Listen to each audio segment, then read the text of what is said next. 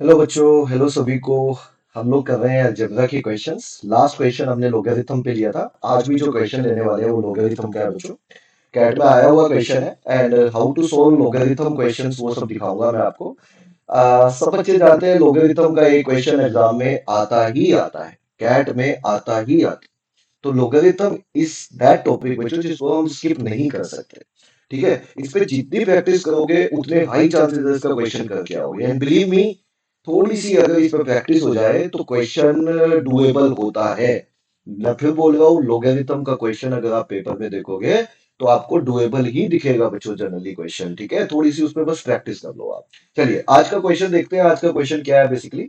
आज का क्वेश्चन ये है कि पेपर में क्वेश्चन आया, if X Y belongs to positive numbers, if xy belongs to positive numbers,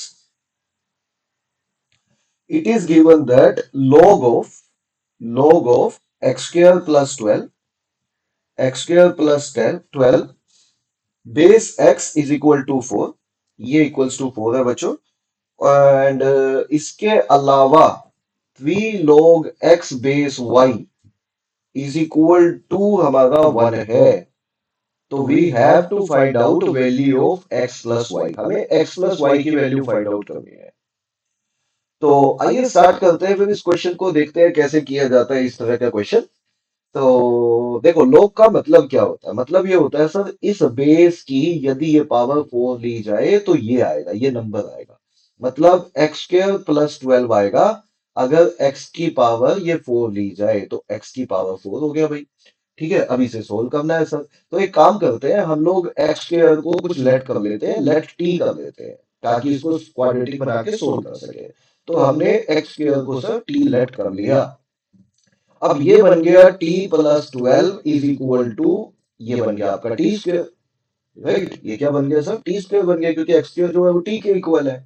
तो T square minus T minus 12 equal to 0 आ गया हमारा।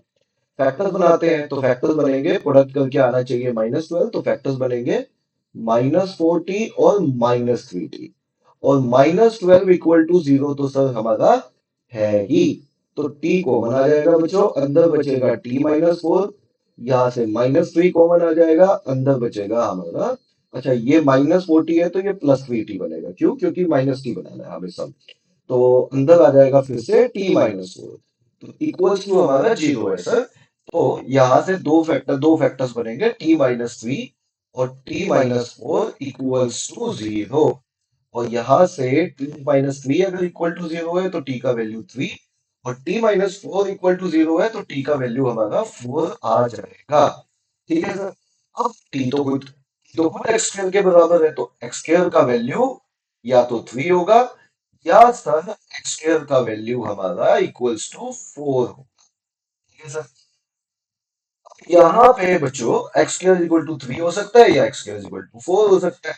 तो यहां से अगर देखें सर, तो यहां से एक्स का वैल्यू जो आएगा मेरा, वो इक्वल आएगा √3 के। क्यों? क्योंकि एक्स और वाई मेरे पॉजिटिव नंबर्स है, तो प्लस माइनस नहीं लेना।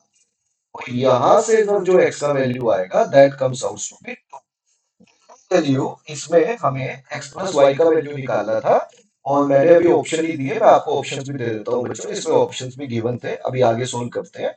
तो इसमें जो ऑप्शन थे वो 20, 11, ठीक है, 68 और 10 गिवन थे। इनमें से हमें बताना था कि हमारा आंसर क्या बनेगा। तो अब सबसे पहली बात, ठीक है, यहां तक तो समझ में आ गया सर हमें। अब अगर मैं एक्स स्क्र का वैल्यू पहले 2 लेता हूं बच्चों, पहले 2 लेते हैं, 2 अच्छी वैल्यू लग रही है, और ये दूसरी वाली इक्वेशन को साथ में रखते हैं।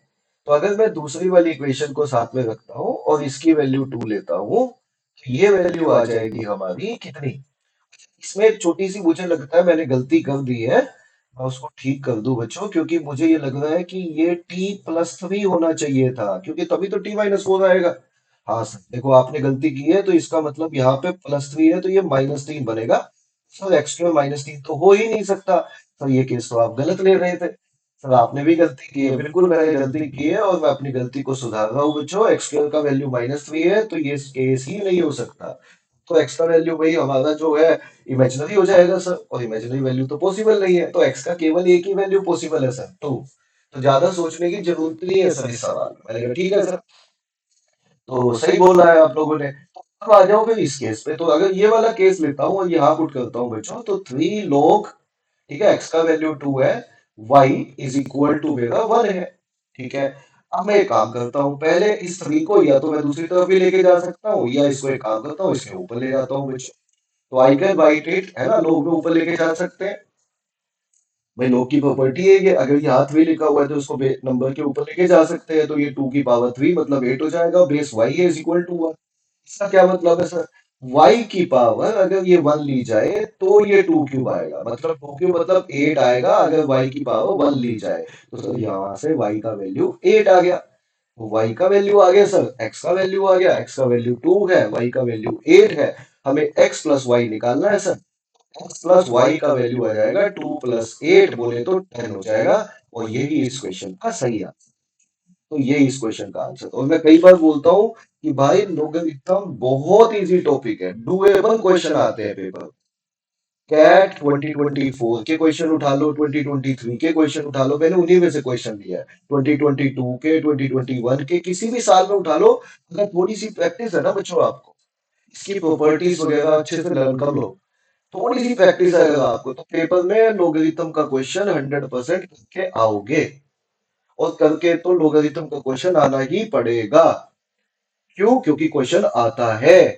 ये प्रोबेबिलिटी एक टॉपिक होता है ना, जो लोगरिथम, जो जो प्रोबेबिलिटी जो है वो बहुत कम आती है कैट में। अब आप बच्चे कहते हैं सर वो छोड़ देगा, बिल्कुल, क्योंकि प्रोबेबिलिटी की आने की प्रोबेबिलिटी कम होती है। लेकिन लोगरिथम तो 100% आएगा। तो हमें तैयार तो करना ही है। ठीक है सर, तो समझ में आया आज का क्वेश्चन बच्चों? तो कोई भी डाउट हो तो मुझे चैट में जरूर बताइएगा, कमेंट्स में जरूर बताइएगा। ठीक है, तो वीडियो अच्छा लगा तो लाइक कर दीजिएगा बच्चों, और चैनल को सब्सक्राइब कर दीजिए।